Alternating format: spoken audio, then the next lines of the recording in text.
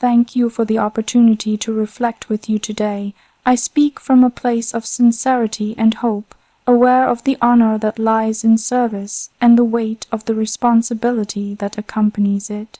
To commit oneself to service is to make a promise not only to stand in the spotlight, but to walk beside others in their aspirations, in their struggles, in the quiet moments when change begins.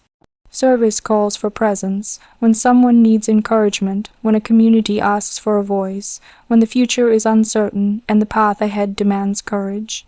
In these moments, we find that responsibility is not a burden to be borne alone, but a shared journey stretching hand in hand with the people we serve. I have often thought about how our individual identities expand when we turn outward. Each one of us carries a story, a family, a background. We each have our joys, our doubts, our ambitions. Yet when we step into a role of service, our lives intertwine with many others.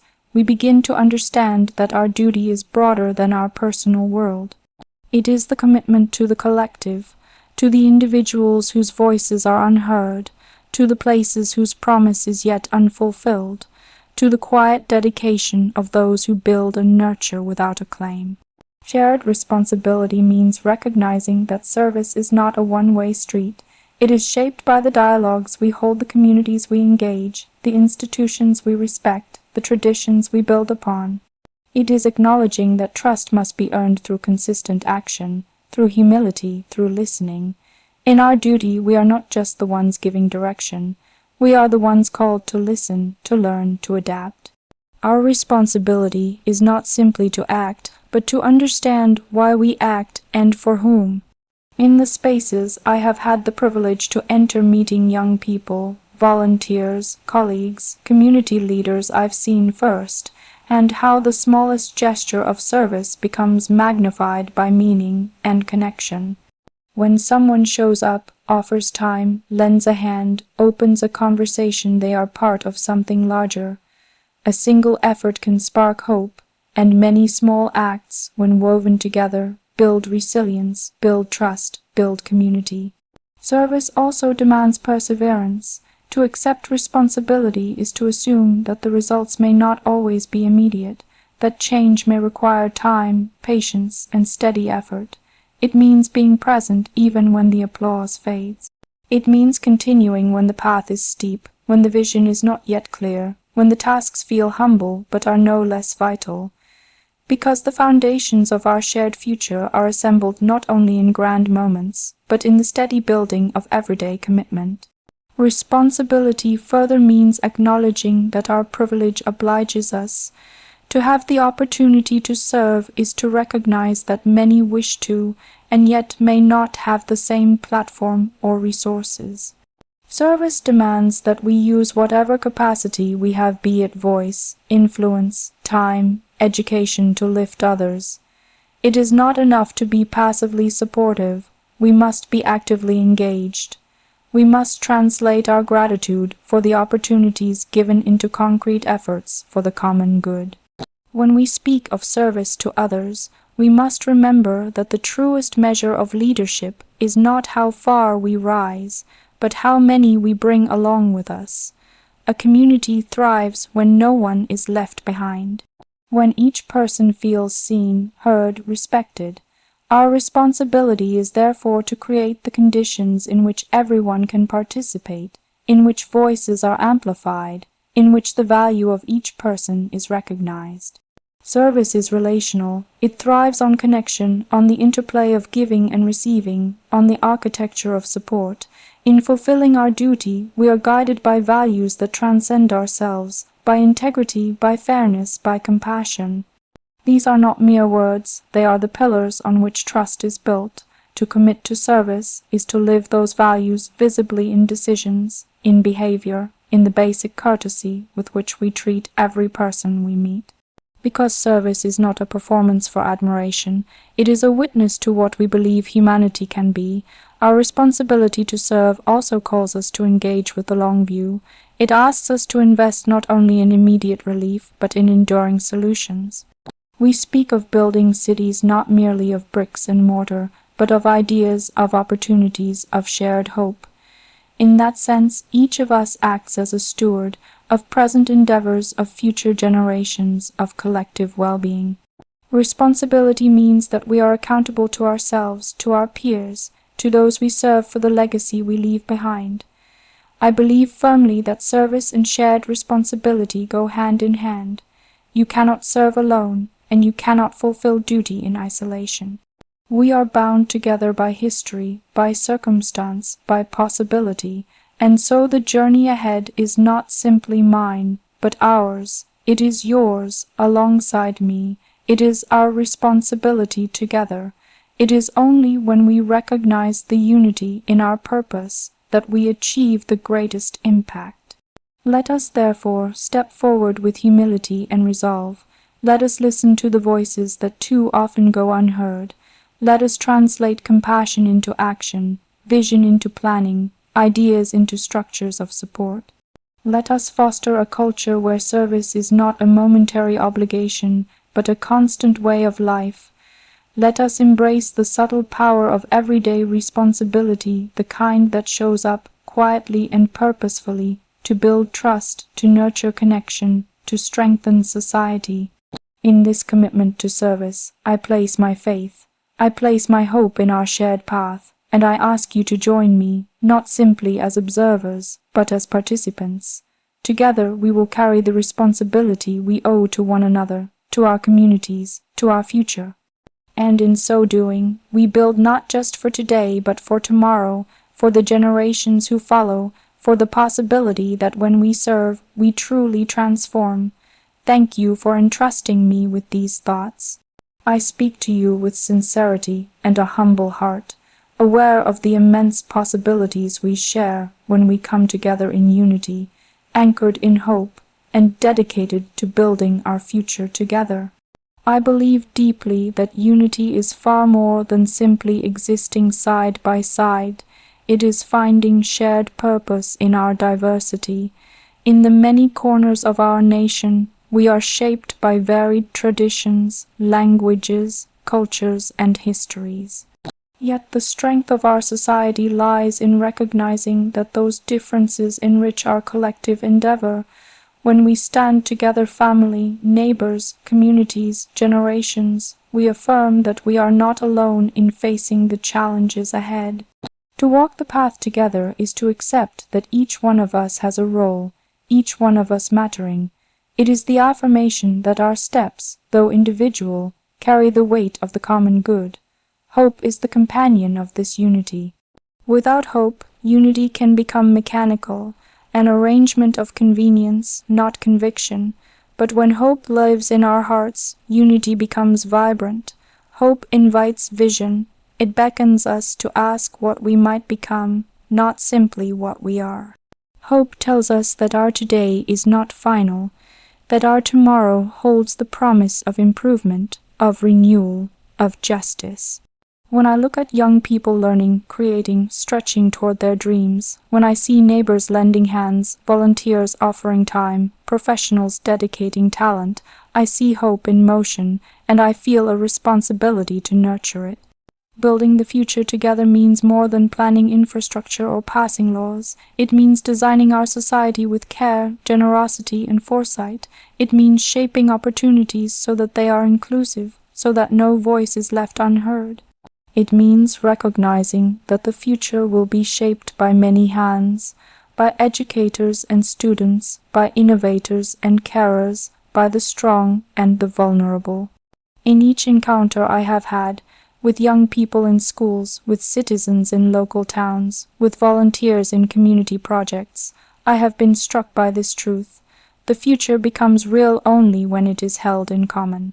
When we unite, we affirm the dignity of every person, that their hopes, their worries, their potential matter. In unity, we share burdens and multiply successes. A society built on unity is a society that understands that when one falters, the rest must help rise, and when one succeeds, the rest rejoice not out of duty, but out of genuine pride. This is the spirit that I wish to foster. not domination or precedent, but companionship in the endeavor of building and sustaining. Unity is therefore an active state. It requires respect, listening, empathy, and commitment. Hope gives shape to our unity. It is the light that pushes us forward when the path is not clearly marked. It persuades us to believe in the possible even when the present is difficult. It tells us that our shared efforts are not lost, that they matter. When I pledged my loyalty, I did so with the belief not only in what is, but in what may come, a nation, a world, where our shared values can flourish. I recognize that hope must be grounded in action, that it is not mere wish but impetus. We must translate hope into practice, into systems that support, into institutions that include, into lives that reflect our highest aspirations. And so building the future together demands both unity and hope in tandem. It means setting aside narrow viewpoints and recognizing the interconnectedness of our lives. Whether someone is in a metropolitan center or a rural village, whether they belong to a minority or a majority, whether they hold privilege or are striving for it. The future we shape will be stronger if it is inclusive, for those left at the margins will ultimately reveal the true measure of our solidarity. The future is also shaped by the legacy we leave. Each decision, each investment in education or public health, each act of kindness or collaboration becomes part of the foundation upon which our successors will stand. I often reflect on my responsibility, not just as a symbol, but as someone who must listen, learn, and act. I also reflect on how I owe much to those who came before us, and how we owe much to those who will come after. It is in this horizon of past, present, and future that our unity, hope, and shared building converge. Let us remember that change often emerges from the ordinary. Conversations between citizens, service in local neighborhoods, support in times of need. These quiet acts make the difference because they form the web of trust and mutual commitment. When we strengthen that web, we create resilience. We build a society less vulnerable to division, less swayed by fear, more ready to adapt and thrive. In our unity, we also embrace diversity, not as a challenge to overcome, but as a resource to enrich our journey. Different perspectives give us creativity, varied experiences give us wisdom. When we combine them under the umbrella of shared hope, we weave together a future that honors all those threads. Let us be a community where no one feels alone, where every young person sees possibility, where every elder feels valued, where every region, city, or village is connected to the whole. I call on each one of us to commit, not tomorrow, but to date of the tasks before us, to educate, to volunteer, to engage, to speak out for what is right, to act with compassion, to collaborate across the divides that too often hold us back. Because the future is not given, it is built, and it is built through countless decisions, choices, actions that reflect our unity in purpose, our hope in outcome, and our shared commitment to the common good. May we walk forward together, hand in hand, across generations and across landscapes, guided by the belief that we can be better, and that we must be better. May we keep alive the hope that transcends our immediate concerns, and may our unity be the bedrock upon which we construct a future worthy of all who inhabit it. In this spirit I place my trust in you, and I offer my service with commitment. For the future we build together is the one we will share together, and in that sharing lies our greatest strength. I carry with me the warm certainty that our family is more than an origin. It is the compass that shapes our identity, the cradle of our values, and the home from which we extend our service and our purpose. The value we place on family, on love, and on our roots is not sentimental in the sense of wishing for the good old days, but it is deeply practical. It grounds us, it orients us, and it reminds us who we are when we step into the wider world. From my earliest years I have heard in our home the stories of those who came before us, parents, grandparents, ancestors, stories that speak of a land, a people, moments of joy, moments of challenge. Those tales were told not to set us apart, but so that we might feel part of something larger than our individual selves. In those stories I learned that love, in its truest form, binds generations together. Love means watching over one another, acknowledging our shared memory, and drawing strength from the collective heritage. When I remember the walks among oak and chestnut trees in the forests of the East, when I recall the sea breezes on rugged coasts, when I think of the laughter, the meals, the everyday moments of home, these memories anchor me. They remind me that to grow in role, to serve, to step into public life, I must never sever the connection to where I come from. Connection to one's roots is a source of humility and authenticity. We may wear titles, we may be entrusted with duty. But what gives our duty meaning is the memory of our beginnings, of the values taught at the dinner table, of the summers by the coast, of the village where the elders lived, of the landscape that witnessed our childhood. These roots do not restrain us, rather they empower us. They give texture to our words, depth to our commitments, and they keep us from drifting into abstraction. When I speak of service, when I stand before others, I carry that memory with me. It tells me that roles are not isolated from the life lived behind them. They are extensions of it. Love, in this context, is both quiet and profound. It is the love of a sister. It is the love of a parent. It is the love for the land and for the people who shape it. It is the recognition that we are part of a chain which spans the past and stretches into the future. In my sister's laughter, in our shared jokes, in our family rituals, I see the strength of love expressed simply. We learn together, we support one another, and I often reflect that the greatest service begins with those close to us. If we are to serve many, we must first serve well where we belong, because from that rooted service we expand outward to neighborhoods, into communities, into a wider society. Family also teaches us that responsibility is relational. It is no longer I, but we. When someone is named or recognized, that recognition belongs not only to him or her, but to all who have nurtured that person. And in the same way, when I receive a blessing of trust, I know it is because those who went before me prepared the ground. The teachers, the mentors, the everyday heroes in our home and our town, they all contribute. It is therefore love for our roots to acknowledge them, to honor them, and to carry forward their legacy not as a burden, but as an invitation. When I look at the communities I visit, when I listen to young people sharing dreams or fears, I am reminded of home, and this gives me a sense of belonging that transcends borders. I feel that our values, it may be a respectful greeting, the offering of our hand, the ability to listen, are not local but universal, and yet they stem from the simplest places, the place where we grew up, the meal shared without ceremony, the kindness offered when no one was watching. That is the soil in which our values grow. Connection to one's roots also challenges us to remember our responsibilities to those who follow. Legacy is not static, it is living. The values of love, compassion, honesty, solidarity, they are past, but they must also be lived. Each generation inherits the roots, and each generation must nurture new branches.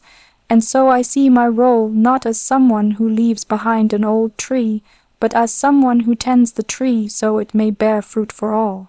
I envision a future in which our roots remain visible in our values, in our language of service, in our respect for the land and people who shaped us. In remembering where we come from, we also commit to where we are going. The love of family and of roots compels us to build, not only for ourselves, but for others who might arrive after us. It gives us a horizon beyond the moment. We serve not for applause, but for continuity. We speak not for recognition, but so that the values we hold dear endure. This means that our connection to our roots is not nostalgia, it is a living dialogue. It requires us to listen, to our elders, yes, but also to the new voices in our family, in our communities, in our generation. It demands that we adapt and remain open, even as we honor our heritage. In my moments of reflection, I often think of the young people in our country, those who may feel unrooted or uncertain. I wish for them to know that roots are not weights, they are foundations. They are energies that propel upward. That family, love, and connection to where we come from are gifts that can empower you to navigate the world with confidence and clarity. I want to offer them the example and the promise that we can carry our history forward, reshaped but undiminished. To love our roots also is to respect the land, the culture, the memory of the many who lived before us.